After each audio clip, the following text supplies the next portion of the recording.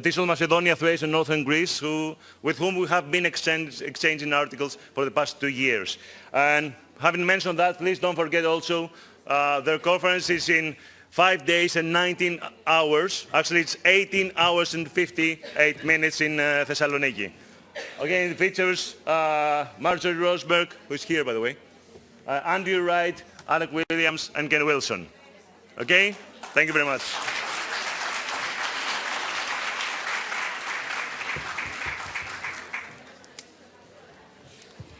Just a small announcement as well. The newly elected members of the board, or the people actually who have been nominated at 4:45, please go to the registration desk to see the order that you have been elected and where the room is going to be for the meeting of the board. Okay? So, they say that we Greeks really talk a lot. However, I'll try to keep it briefly as possible when you describe a man of this person's stature. Yesterday, I asked him what is the difference between the people he has been meeting in his travels and us Greeks. And he said, "You are genuinely enthusiastic." It is with...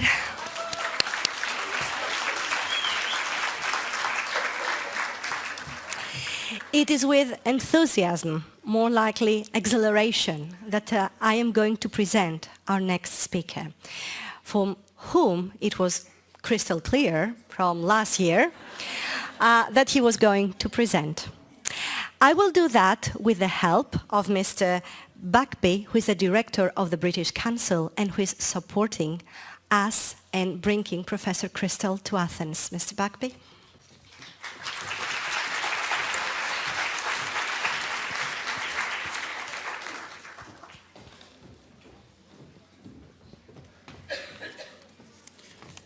Maria, thanks very much. I'm really pleased just to have the opportunity, very simply, to express, yet again, the support of the British Council for teachers of English, and especially for the valuable work and the role of TESOL in Greece as in other countries.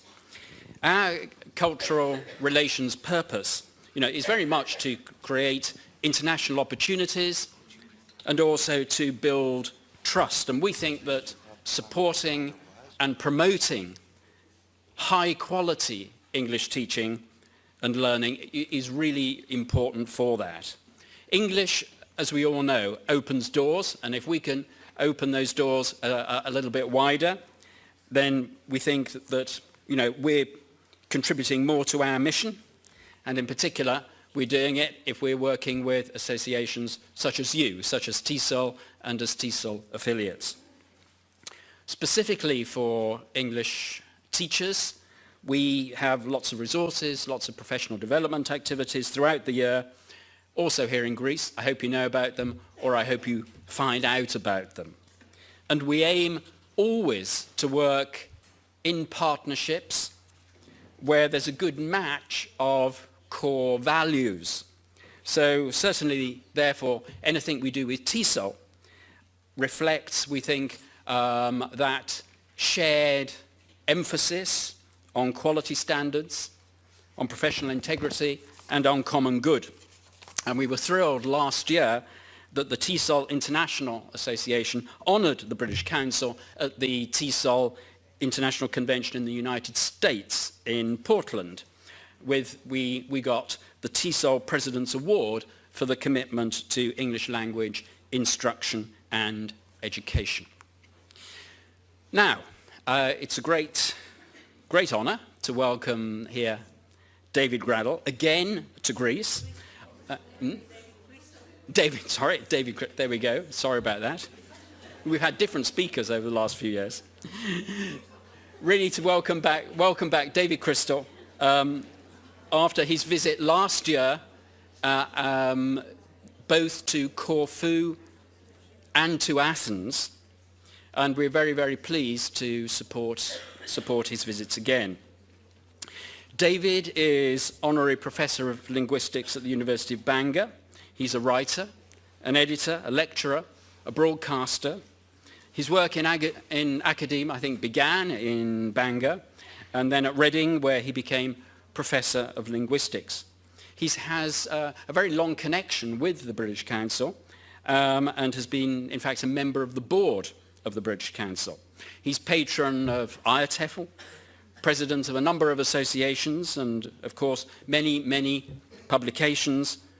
Some of the more recent ones are The Story of English in 100 Words, Spell It Out, the singular story of English spelling, Wordsmiths and Warriors, the English Language Tourist's Guide to Britain. That's with his wife Hilary Crystal, who is down here in the front row. You should be on the platform together, really. I think you will be, won't you, shortly, so I hope. Just last year, Words in Time and Place, and also the Oxford, and part of that is exploring language through the historical Thorus of the Oxford English Dictionary. And much more recently, October 2014, You Say Potato, a book about accents, which he did with his son, Ben Crystal. So it's a family enterprise, isn't it? It's a very, very, very sensible indeed. And indeed, the talk today is English accents, past, present, and future. David Crystal.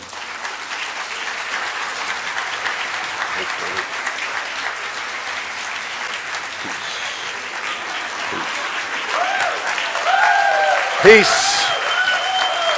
Peace. Peace and love, peace and love, peace and love.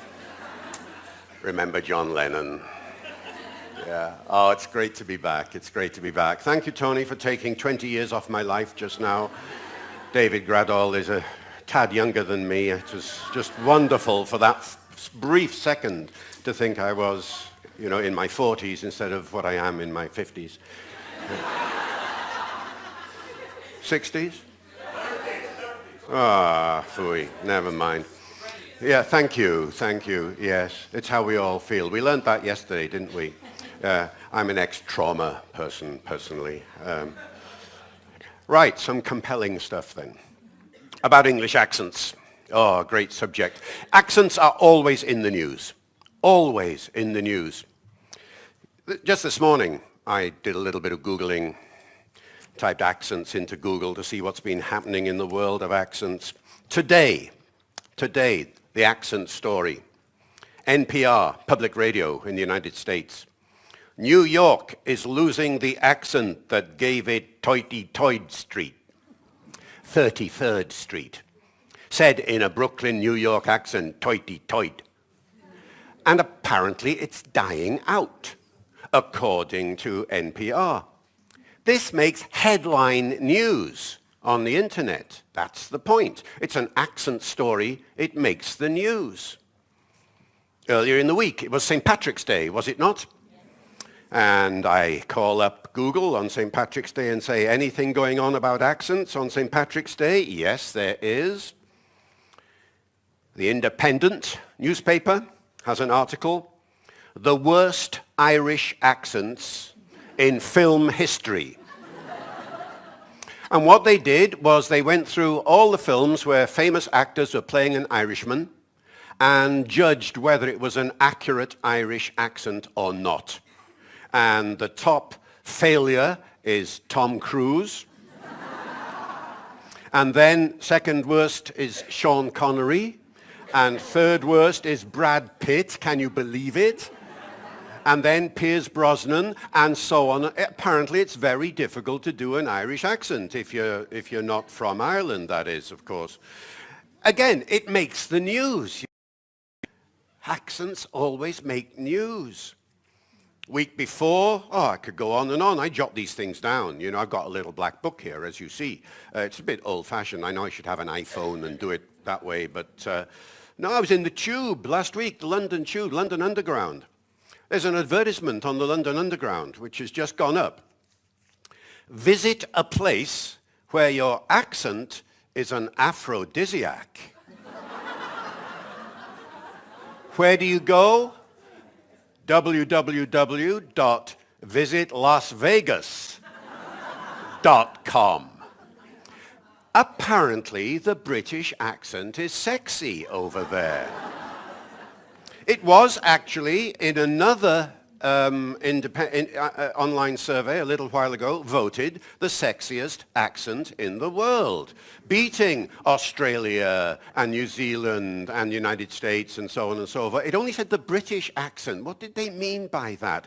Britain is a big country with Wales and Scotland and Ireland and all the rest of it. They meant, of course, received pronunciation. And apparently, if you have RP in certain parts of America, and apparently especially Las Vegas, it's a sexual thing, you know. Yeah. All I've got to do is speak with an RP accent, and people will just want my body, you know. I mean, it's going to be as simple as that. I don't know. Oh dear, oh dear, oh dear. Yeah. Accents make the news all the time. On the other hand, if you know your American film industry, you know that RP does not always have a good press. In the book that you just mentioned, Tony, You Say Potato, we have a chapter called Why Do the Bad Guys Talk Posh? Why do the bad guys talk posh? Hello, Mr. Bond. Yes. I mean, why is he speaking RP? That's a long history in American films, isn't it? You can go right back to the beginning, to Robin Hood, Prince of Thieves, where Robin Hood, the hero, is played by Errol Flynn, that famous RP speaker. The Sheriff of Nottingham, who is the bad guy, played by Basil Rathbone, speaks RP. And throughout the history of American films, you do tend to get that association of bad guys speaking RP. Do bear that in mind when you're teaching RP next. You're basically training your students to be bad guys on American films, as far as I can see. Oh, it's a fascinating subject, this, and I could go on and on with examples. There's another one, Daniel Radcliffe. Harry Potter, yes. Yeah. Anybody under a certain age doesn't need an explanation. Maybe others do. He's making a film in Canada at the moment. He wanted to do it in a Canadian accent. He learned his Canadian accent, went before the producers. The producers said, Daniel, you can't do it in that accent. You've got to have your British accent. People won't believe it if you speak in a Canadian accent. You've got to be British. Harry Potter was British. I'm not being Harry Potter anymore. That doesn't matter. You know, you've got to be British. The point I'm making, you see, is that all these stories make news. Accents make news. More than almost any other linguistic topic, they make news. Headline news. Why? Why? Why is it? Why are accents so intriguing to the general public in this way? And the answer you know, because you've worked in this field. Because accents express identity, and identity is everything. There are, as you know, two big forces driving language always. One is the need for intelligibility. We have to understand each other. The other is the need for identity. We have to say who we are and who we belong to, which is our community, which is our group, what makes us different from them. The intelligibility force is from the head. The identity force is very much from the heart. And so identity is always bound up with emotion and all those other good things that we heard about yesterday in some of the plenary sessions. Now, identity is expressible in other ways. So why accents are so important here? After all, I am from Wales, all right? So if I wanted to show you that I was from Wales, how might I do it? Well, I could come on with a big badge saying, I am from Wales, right? Or I could wear a big hat on my head, like Welsh people often do. You've probably seen pictures of them. Or I could play an harp, you know, because people in Wales play harps, don't they? You know? So I could do all that. And I could come on, or I could dress, if I was a Scots person, in a kilt, couldn't I? And you'd see immediately I was Scots. What is wrong with those methods of expressing identity? Two things wrong. First of all, you can't see them in the dark. And it's dark half the day. Secondly, you can't see the badge or anything around corners. So how do you express your identity if you're in the dark or around a corner? There is only one way, and that is to speak, because the voice carries, does it not? The only thing that you can perceive in the dark and perceive round corners is the spoken voice. And so accent is everywhere in a way that things like badges and clothes are not.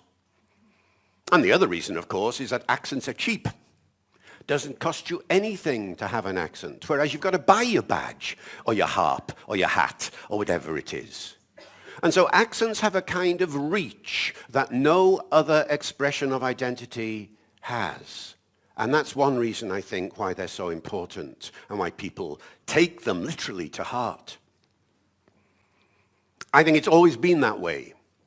These days, if you know my subject and the cognitive side of the subject and the evolutionary side of the subject, everybody likes to think evolutionarily these days. And if you go back to the beginning of the human race and when it was able to speak for the first time, I think there is an argument there about why accent identity is so important. Let's do a thought experiment.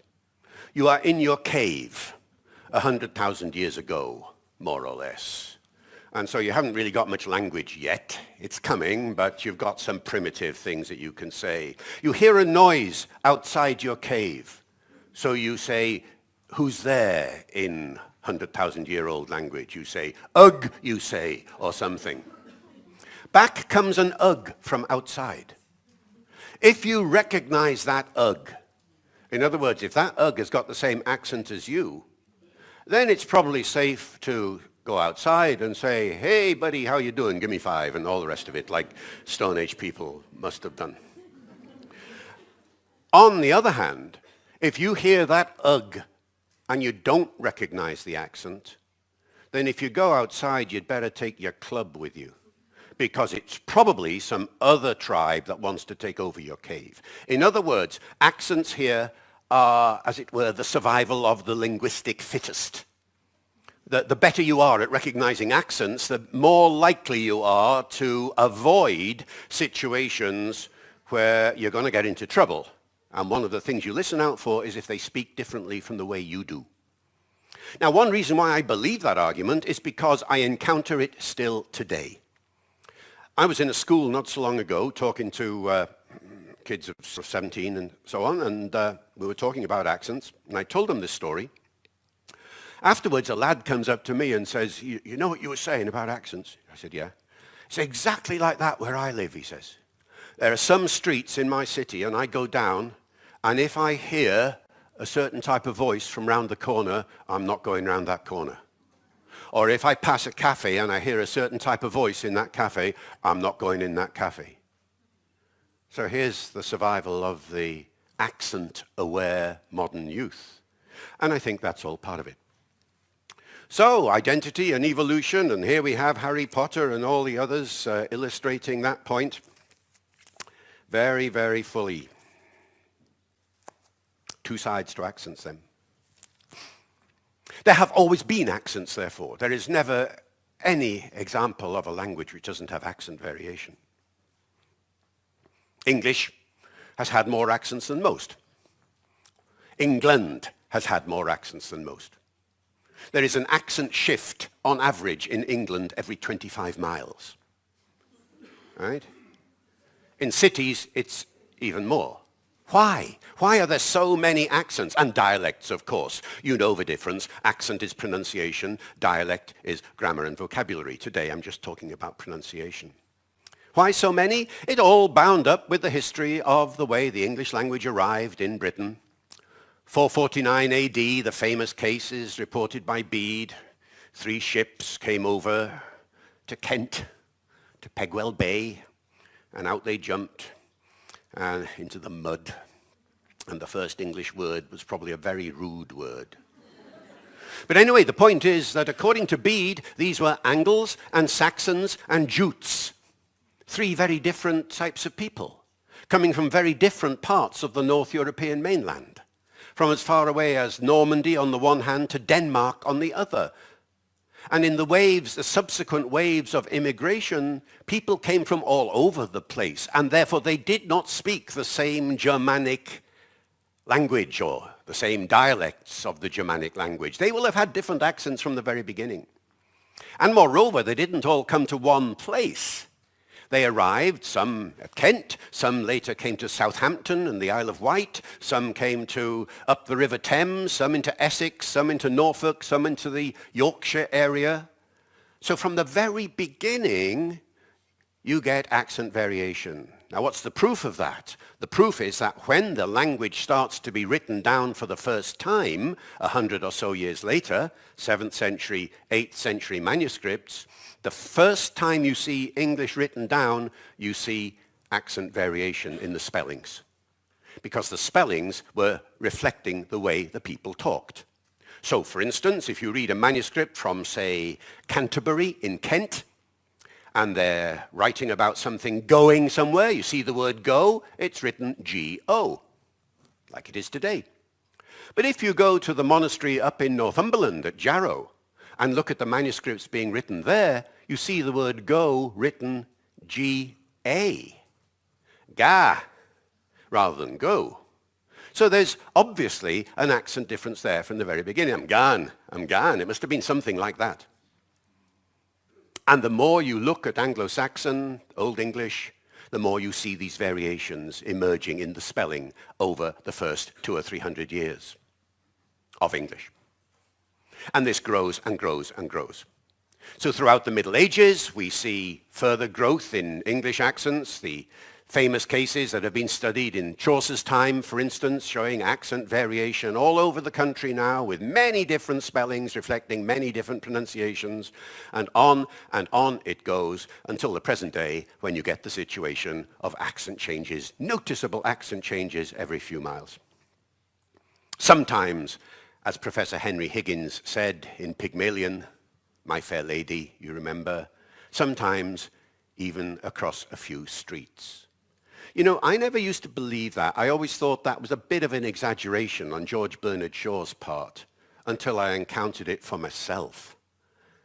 A few years ago, I was doing a television program, a television documentary on the English accents in Wales, and we were driving all around the country looking to see how the English language was being used there. And we went to a little town called Welshpool, which is on the English-Welsh border. And there's a main street going down the middle of Welshpool. On one side, it's almost the English border. On the other side, you're going into Wales. And we were listening out and recording and things like this. And you know there is this feature in English of whether you pronounce the R after a vowel or not. So it's car or car or something of that kind. But in RP, of course, car. Now that contrast was notable in that little dividing area. Moreover, it was two different kinds of R pronunciation. On the English side, they would say things like car, because that's like the West Country speak, down that way with pirates and so on. We'll talk about this in a moment.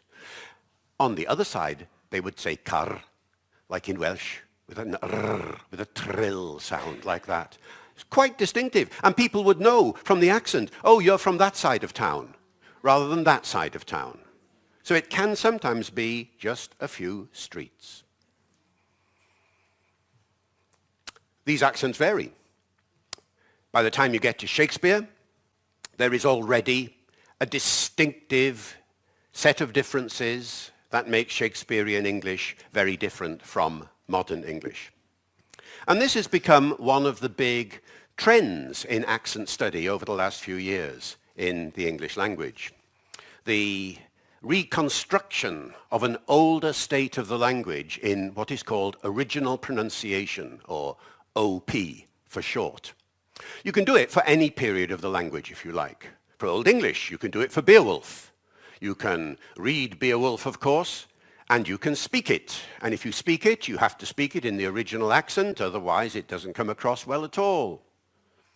The opening lines of Beowulf, where the speaker says, "Hey, you spear Danes of old, look Let me tell you a story about how the nobles did noble deeds, he says. What way garden in yardagum theod kuninga thrum yafrunan huda atherlingas ellen fremedon. Wow. Oh yes, I'm scared now. I mean, this is going to be a big battle story. And that kind of Germanic accent carries such a punch if you do it that way. And then fast forward to Chaucer. And you didn't understand a word of that, by the way. Not a word. Old English is very much a foreign language as far as understanding is concerned. On the other hand, there were a few words in there that if you'd studied it, you'd pick up. Hwtha, howtha, hwtha athlingas. Athling, the word for a noble or a prince. Hwtha, that's pretty much like modern English. So there are hints of modern English in there. Fast forward to Chaucer, still pretty unintelligible when you hear it done in original pronunciation. The opening of the Canterbury Tales. When that April with its sweet showers, the draught of March hath pierced to the root. In modern English. In Chaucerian, when that April with his shore sochte, the draught of March hath pierced to the root. Now it's not so intelligible now. Chaucer is difficult to understand in original pronunciation.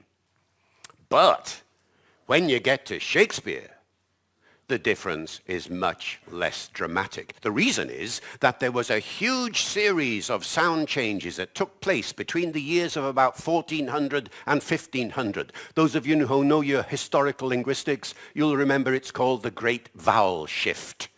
And it was a period when all the long vowels of English changed their values. The word name, for instance, in Chaucer is name. And so everything changed. And by Shakespeare's time, Chaucer was difficult to understand for the Elizabethans, let alone for us. But that brings Shakespeare much closer to the present day. So over the last few years, a great deal of effort has been spent to reconstruct Shakespeare's pronunciation because Shakespeare is the man, is he not?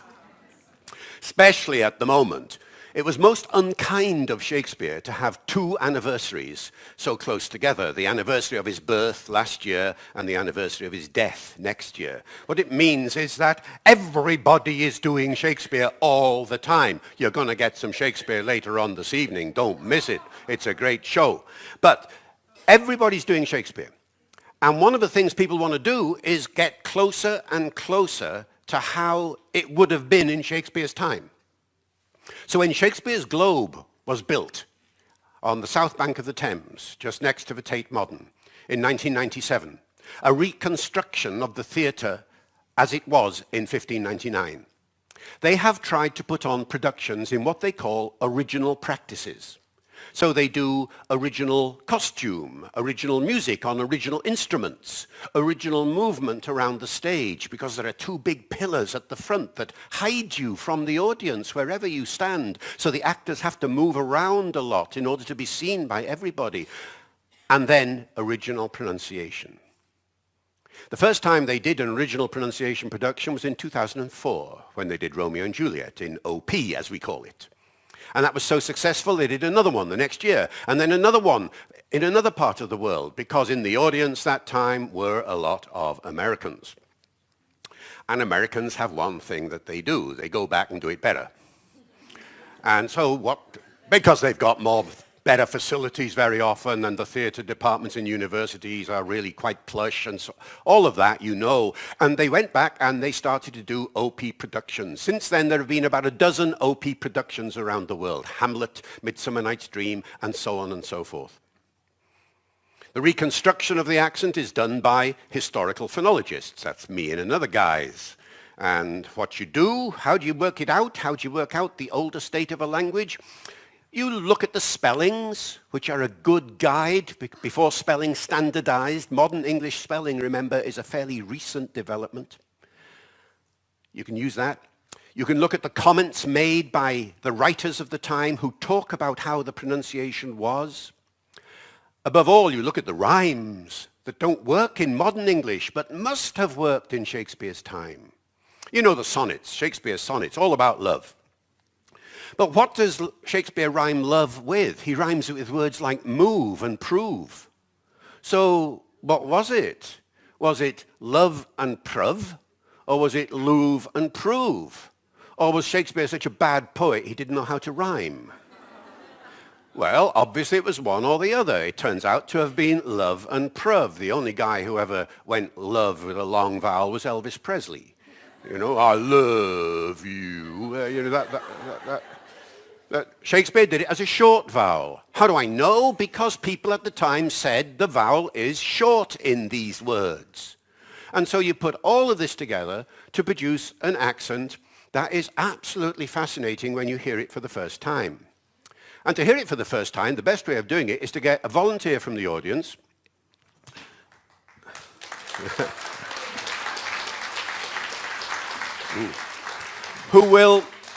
we will do the prologue for Romeo and Juliet. And who's going to be Romeo? Your turn. Yes, okay. I love doing Juliet, but you know. But this is the prologue only. Hilary will do it in RP, one of the few remaining RP speakers left. And I will talk about that in a minute. And I will do it in OP. So that you get a sense of how OP sounds. Two households, both alike in dignity, in fair Verona where we lay our scene. Two households, both alike in dignity, in fair Verona where we lay our scene. From ancient grudge break to new mutiny, where civil blood makes civil hands unclean. From ancient grudge break to new mutiny, where civil blood makes civil hands unclean. From forth the fatal loins of these two foes, a pair of star-crossed lovers take their life. From forth the fatal lines of these two foes, a pair of star-crossed lovers take their life. Whose misadventured, piteous overthrows do with their death bury their parents' strife. Whose misadventured, piteous overthrows do with their death bury their parents' strife. The fearful passage of their death-marked love and the continuance of their parents' rage. The fearful passage of their death-marked love and the continuance of their parents' rage. Which but their children's death naught could remove, is now the 2 hours' traffic of our stage. Which but their children's death naught could remove, is now the 2 hours' traffic of our stage. The which, if you with patient ears attend, what here shall miss, our toil shall strive to mend. If you with patient ears attend, what here shall miss, our toil shall strive to mend. Thank you, Hilary.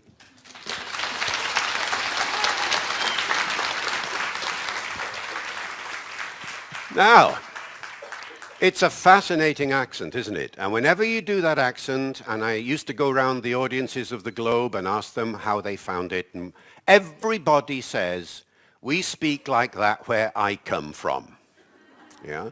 Because there are echoes of almost every modern English accent in that ancestral accent, you see.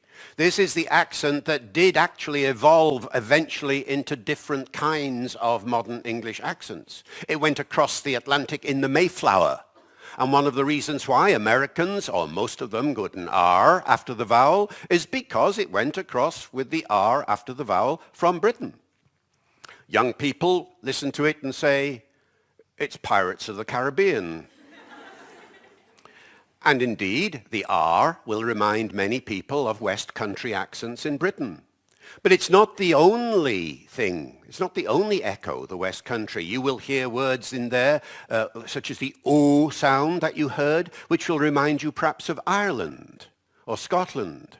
The air sound towards traffic on our stage, that might remind you of Lancashire, some of you, maybe. That's how they speak up there.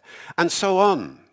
There are features in there that Canadians recognize. In Shakespeare, the word house is house. House, straight out of Canada. A word like yet is yit, straight out of Australia. And so on. So there are echoes of many modern accents in there. And once you hear it, you notice the rhymes work. Remove, that's remove. You know, the patient love and remove suddenly works. And there are so many rhymes in Shakespeare that work. The one thing, of course, you've noticed more than anything else is it's nothing like received pronunciation. There was no RP in Shakespeare's day. None at all. There was no posh accent, in other words, in Shakespeare's day. You could go to the very top of the kingdom with a regional accent. Nobody quite knows exactly how Queen Elizabeth spoke. There are some hints that she had a kind of Londonish accent, but nobody really knows. But we do know how Sir Walter Raleigh spoke and Francis Drake spoke, both strong Devonshire men. And a commentator says they kept their broad Devonshire accents to their dying day. And yet they were at the top of the kingdom. And then in 1603, what happened? Queen Elizabeth dies. Down comes King James of Scotland to London, and suddenly the entire court is speaking in a Scottish accent. And the English people don't like it very much, but you didn't say you didn't like it very much, otherwise you wouldn't have a head to say anything soon after. And so regional accents were the norm at the time. There was no such thing as a posh, educated accent. The only way in which you could show you were educated in Shakespeare's time was by showing you could read, you knew how to spell, and therefore you would often pronounce the words as they were spelled, and people would notice that and say, oh, he must be educated. Holofernes in Love's Labour's Lost, if you know that play, is a good example of that. And we still do that today, don't we? Some people say often, some people say often. And if you say, why do you say often? They'll say, well, there's a T there in the spelling. Of course, we must say often. Right? So the argument is still there. But no RP. When did RP arrive? It's very, very recent in the history of English. Very recent. Round about the year 1800 only is the birth of RP. Now, why did it arrive in the first place? Because of what happened in the 18th century. The 18th century was the century where the Industrial Revolution really started to take off. And the people who built the railways and the roads and the textile machines, they were working class people who had risen up in society and were quickly making more money than the upper classes, the nobles and the aristocracy. So the old system of upper class and lower class is being spread apart by the new and upcoming middle class or class. Well, of course, they all come from a working class background, so they all speak like that.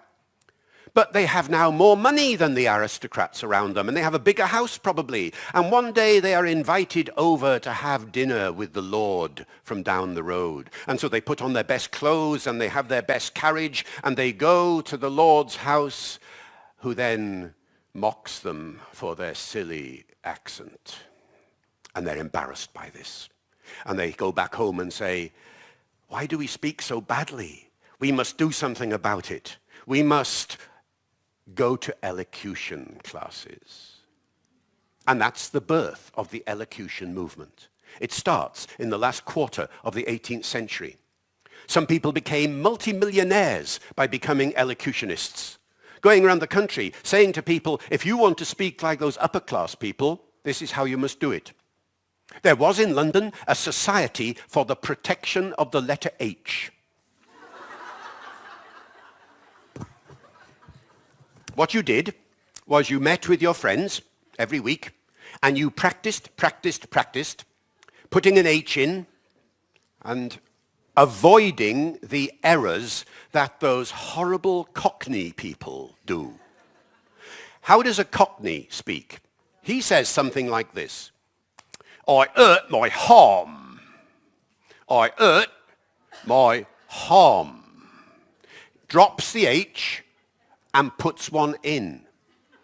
Well, if Cockney people do that, then we will not.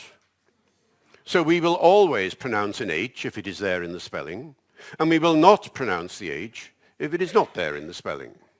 That will keep us apart from them, you see. And think of RP now as a consciously developing accent representing an upper class way of speaking at that time. All the distinctive features of RP come from that mindset. The famous example I've already mentioned today, almost every English accent in the world pronounces an R after the vowel, but not RP. Have you ever wondered why? For that very reason. If everybody, all those horrible working class people pronounce an R, we will not.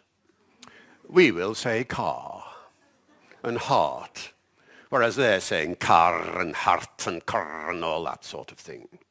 RP grows as a kind of elite class, indeed posh accent in such a short period of time. And then it becomes the accent of the public schools. And then the accent of the leavers of the public schools who become the missionaries around the world. And the leaders of the civil service around the world. The British Empire, remember, strong in those days. And who ran the British Empire linguistically? RP, everywhere. And then 100 years later, along comes the BBC.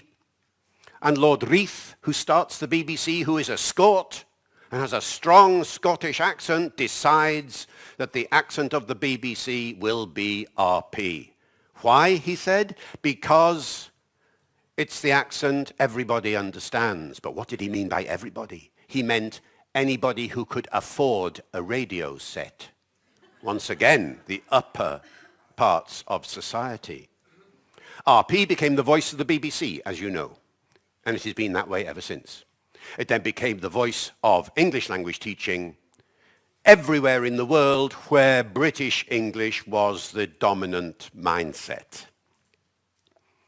And it's been that way ever since, until recently, when things have begun to change.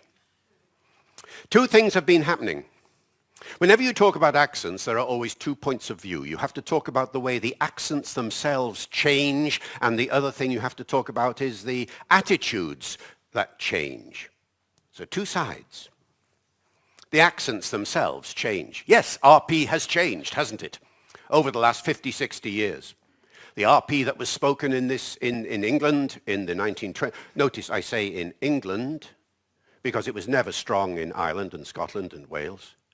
RP then was spoken by about 5% of the population of England. It's down to about 2% now. And it's changed its character. Daniel Jones, that many of you will know, the great famous phonetician of the English language back in the 1920s, describes the sounds of English, the vowels of English as they were in those days. And when he gets to the word Lord, L-O-R-D, Lord, modern RP, Lord, or like that, yes? For Daniel Jones, lard, lard, lard. Which one? Open vowel, lard, lard, not Lord. That's a change over the 20th century. RP has always changed in that way. Linguists are very sad people, and they do things that ordinary, normal people do not do, like studying every speech that the Queen has made from the throne year by year by year over a period of 60-odd years, isn't it? The Queen's accent has changed over that time, quite noticeably, subtly but noticeably. For example, in 1953, she would say the word M-A-N, M-A-N, as man, man, man, man. It's an air sound, isn't it, almost? Today, she says man, man, with an air sound. In 1953, the word C-U-P was pronounced a cup, with a very open sound, cup, cup, like that. Today, it's more cup, cup. Do you hear the difference? Very slight. It's more central vowel, if you know your phonetics, a more central vowel. Go down the royal family into her immediate children, not much difference. Go down a step to Princes William and Harry, and you get very different sounding speech there. Or let me put it another way. You get them multi-accentual. They are able to handle more than one accent, just in fact like all of us can. But they do it especially because, on the one hand, when Prince William was up near where I live in North Wales, he was posted to the RAF at Valley for quite a while. with his mates in the RAF, and even more so with the other prince in the army, you're going to accommodate to the accent of your mates. And so you will do the things that they do. But when you are on show, as it were, giving a proper speech, then you will slip back into your other accent, the home accent of your RP that you know and love. So they have two accents. And you can identify the things that they do, like use glottal stops. What is a glottal stop? A glottal stop is the sort of sound, the little cough, when the vocal cords come together and replace the consonant.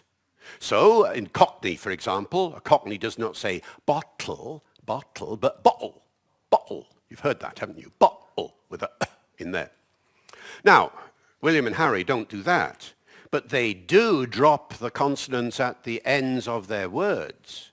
And they don't say, as their grandmother would do, it's very hot today, hot. They say hot, hot, hot, dropping the T. They say Gatwick, Gatwick, not Gatwick, not Gatwick, Gatwick. Gatwick. And these are the people who are going to influence the way in which the language RP will change. So RP continues to change. The others, and you have to keep up to date with this, because it's no good pointing out to people that they should still be saying lard in this day and age. No, you have to keep up to date with this. People are waving signs at me all over the place. Absolutely all over the place. Hugely, hugely interesting signs.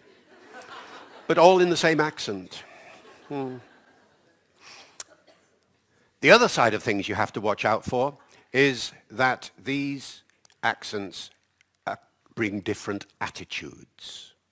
You do attitude studies in my business. Attitude studies are like this. You get an actor to produce a sentence in as many different accents as he can manage. And then you ask people to judge the accent. You ask them questions like, is it a beautiful accent? Is it an ugly accent? Is it an intelligent accent? Is the person who speaks this accent intelligent, educated, a criminal? Would you buy a used car from this person? All you know about the person is the accent that the person is using. And you think, how can you answer those questions? People do answer those questions very clearly. Majority say, no, definitely. Let's do it now. 30 years ago, if you can imagine yourselves back 30 years ago in England, and I say to you, would you buy a used car from this person? Example one, hello, I've got a used car. One careful lady owner. It's an excellent condition, very, very good value. Answer, yeah, no question. The way he speaks must be honest, must be fine, yep.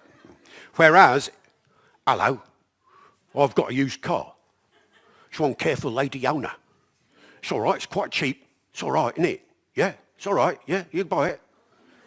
No, no, no, no, no, no, no. 30 years ago. Try that now, and you get the opposite effect. I've got a used car. Well, yes, well, you're a nice, warm, friendly-sounding person. A nice, down-to-earth sounding person. You must be honest.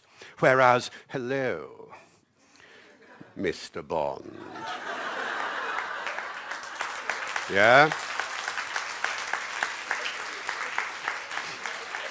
Yeah. So the attitudes are changing.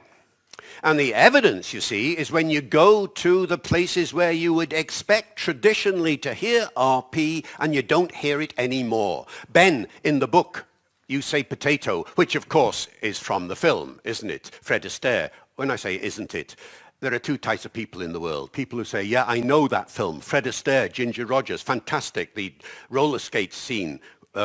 Let's call the whole thing off. You say potato and I say potato. You say tomato and I say tomato. You say either and I say either. You remember it?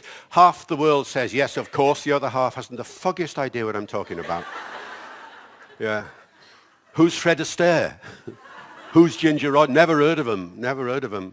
Yeah, anyway, the point is, Ben has an interview with his voice agent, a very important person, a voice agent. They're the people who choose the cast for the television commercials. When in Britain did you last hear RP on a television commercial? You see, you hardly ever do these days. And the voice agent is now being asked by the companies not just for somebody from Scotland, but somebody from Edinburgh or somebody from Glasgow. Not asked for somebody from Yorkshire, but somebody from Leeds or somebody from Hull. People are becoming much more choosy in the accents that they identify with particular kinds of products on television. Same with call centers. If you do that test now with all the accents in Britain at the moment, which accent do you think is the most popular one that you'll get on call centers these days? The answer is, it's Scottish, Edinburgh. That's the top one. Hello, is that the company that sells insurance? Hello, yes, I've got some insurance here. It's very expensive insurance. I hope you don't mind. I don't mind. I love your voice. I'll buy anything from you, you know. Oh, yeah, you're wonderful. Yeah. You're not married, are you? Yeah. Sorry, Hillary, I'm just role-playing here. You understand? Yeah. That's number one. The number two most popular accent is Yorkshire at the moment, you know. Hello, I've got some insurance here. It's very expensive insurance, but I hope you don't mind. You know, come up for a cup of tea sometime and we'll talk about it. That sort of accent. And then at the other end of the scale, the least popular accents are still some of those inner city accents that have always had a bad press in the 20th century, like Birmingham, for example. The thing about all this talk about accents is two things. First of all, there are lots of mixed accents around these days. It is no longer possible to say where somebody is from. That is so hard. You're listening to me now. What you're hearing is a mix of my original Welsh, plus 10 years in Liverpool, plus 20 years down south, plus, I should know this off by heart, years married to an RP-speaking speech therapist. And all of this mixes in together to produce an accent that is not clearly identifiable, and I am the norm now.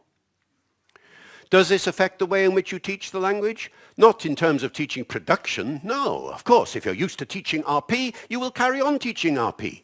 Of course you will. It's the accent you know best. It's the accent that has most materials. It's the accent that many exam boards expect, etc., etc. But in terms of listening comprehension, if you think that your students going out into the big world, the only accent they will ever hear is RP, they have got a big shock coming to them. Because you'll hardly ever hear RP stand on the corner of Oxford Street in London and listen and listen and listen and listen, and you'll be lucky if you hear an RP accent more than 1 in 100. And that's the second and final point that I'm going to make to you today. Because the other accents you hear out there are the accents of the world in English, not just the accents of Britain. It is global English that is producing the most dramatic effects on accent variation all over the world. As you know, there are 2 billion or so people speaking English around the world these days. There are 400 million of them native speakers. So for every 1 native speaker, there is now 5 non-native speakers around the world. You are in the majority now. You own English more than native speakers do. And that means that as your local accent develops and becomes the accent of your community out here, the more there are of you, and let's now switch the example, say, to India, where there are 400 million people speaking English in an Indian accent, it is no longer the case that the traditional accents of Britain and America and so on and so forth are the accents that are going to dominate there. And while nobody would expect Indian English to influence British English in the short term, there are signs that in the long term that's precisely what is going to happen. Not so much immediately in relation to vowels and consonants, but in relation to things like intonation and rhythm. Let me conclude by just drawing your attention to the two main types of rhythm there are in the English-speaking world. One is the stress-timed rhythm, the tum-ti-tum-ti-tum-ti-tum sort of rhythm that you teach when you're teaching RP, or any other British English accent for that matter. It's the accent of Shakespeare, of much poetry, the heartbeat of the curfew tolled the knell of parting day, ti-tum, ti-tum, ti-tum, ti-tum. The other kind of accent, which is so strong in something like 75% of the languages of the world, is called syllable-timed rhythm. This is where every syllable gets a beat. So it's rat-tat-tat-tat-tat, rather than tum-ti-tum-ti-tum. And many European languages have this rhythm as a natural rhythm for themselves. So if French, I will not illustrate from Greek, I want to live. But if we take French as an example, a French person speaking English with not a very good accent, it is starting to speak English in this sort of way. And this is the way a French person speaks English, with every syllable coming out equal. That sort of thing. Now,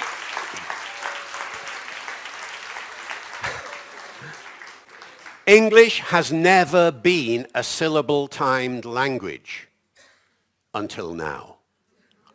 Because what you hear when you go around the English-speaking world is syllable-timed English speech. Not yet in Britain particularly, with the exception I'll give you in just a moment. But in India, for example, Indians do not say, the consequences of what I'm saying are very important, with a tum-ti-tum-ti-tum-ti-tum. They say, the consequences of what I am saying are very important. Do they not? The consequences of what I am saying are very important. Rat-tat-tat-tat-tat-tat. And you can't laugh at it because 400 million people speak like that. And you think, that'll never influence us. Well, maybe not yet Indian English, but of course with our young people of today, exactly that kind of syllable-timed English is already beginning to affect them from the Caribbean. So if you're in Jamaica, somebody says, where are you from? You don't say, I'm from Jamaica, ti-tum, ti-tum-ti. You say, I'm from Jamaica. I'm from Jamaica, man. Isn't that how you do it?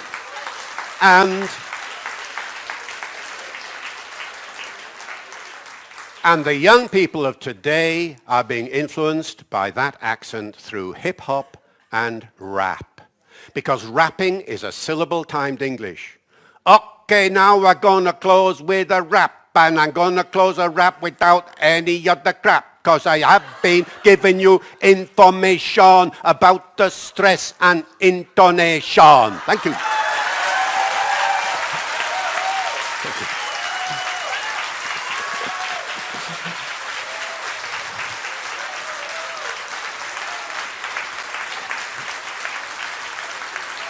Thank you.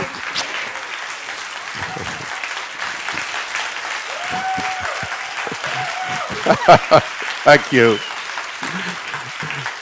Thank you. Glad you enjoyed it. Thank you. Have a good rest of the conference. Oh, bless you. Thank you so much. Thank you.